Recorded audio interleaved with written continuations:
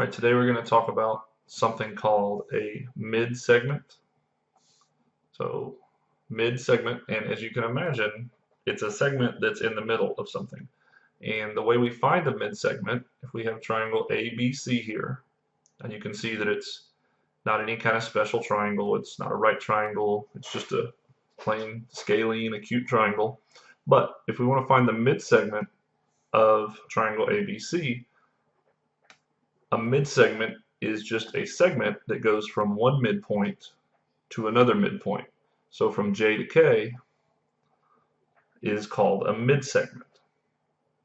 So if you're taking your notes, you might want to mark this as a mid-segment.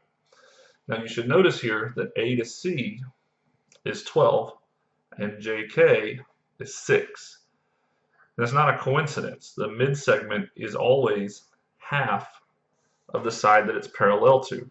So if you're marking up your picture, you may want to mark that these two line segments are parallel. So the mid-triangle mid-segment theorem says that a mid-segment of a triangle is parallel to a side of the triangle, and its length is half the length of that side. So again, this is called the triangle mid-segment theorem.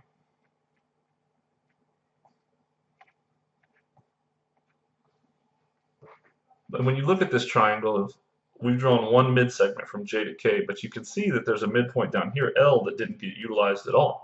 So I could have just as easily drawn a mid-segment from K to L. You see from K to L, it shows up here that it's 4. And from A to B, which is the side parallel to the mid-segment, you can see that it's 8. So here again, the mid-segment is half of the side that it's parallel to. And then we could do J to L. Right here, J to L is 5, and B to C obviously is 10. So that's what a mid-segment is. Every triangle has 3. If you're doing a really detailed picture, which you probably should be, you may want to add in this kind of stuff, which shows that these are parallel, because if you see this on your test, you're going to want to know that it means those things are parallel to each other, right? So it doesn't take much time to add these things to this picture. And you may think that that really complicates the picture, or you may understand it perfectly. Some other things that you can add to this picture that you may or may not realize is, we'll go back to J to K. JK is 6.0 centimeters. Well, AC is 12.0 centimeters. So since JK is exactly half of AC, and point L is the midpoint, then it should make sense to you that AL is congruent to LC and it's congruent to JK. And with that same logic, it should also make sense to you that BK is congruent to KC and is also congruent to JL. And then the last set over here, AJ is congruent to JB. Should put 3 on there. And that's congruent to LK. So what started out as just a real simple picture where I drew a little line across the middle of it and said, hey, that's half of that.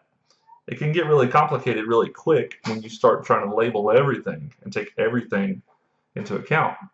Now another thing, if this wasn't enough madness added to your picture, another thing that you may or may not have noticed is that all of these triangles, these 4 triangles that I've created now, are all congruent, because this top triangle has a side, side, side that's congruent to this triangle's side, side, side.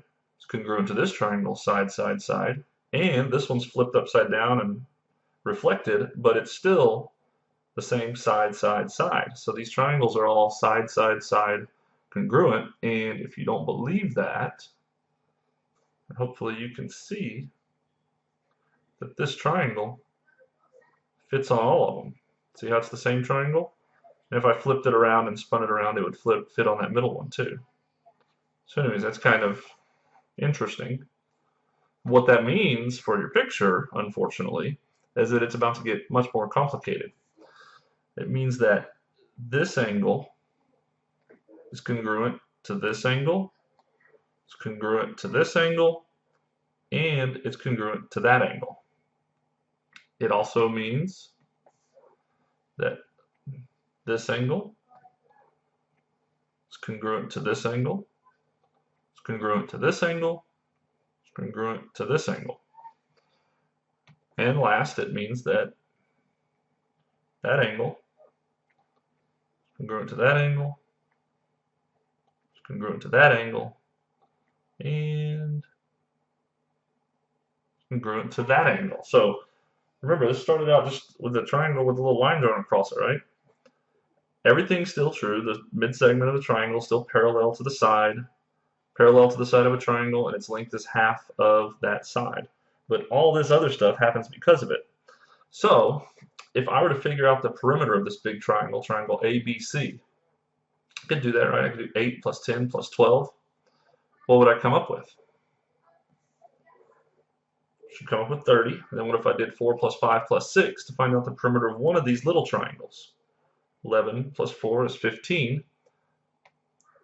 I would come up with the perimeter of one of these little triangles right here is exactly half of the perimeter of the whole triangle, which that may not be what you thought would happen. You might have thought that it would be a fourth, but it's actually just going to be a half.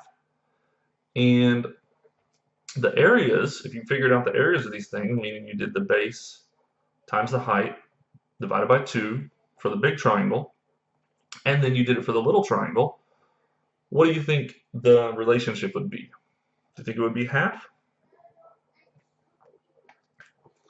Okay, when we do the area of triangle ABC, we get 39.8, and when we do the area of triangle JKL, which is the little one in the middle, we get 9.9. So that's not half. 9.9 is actually 1/4 of 39.8. And the reason that comes out like that is you see this triangle, it was one triangle, and we split it into 1, 2, 3, 4 equal triangles. So they all have the same size, they all have the same shape, so they all have the same area. So that is the triangle midsegment theorem, and this picture or this mess that you're looking at now is the result of the triangle midsegment theorem.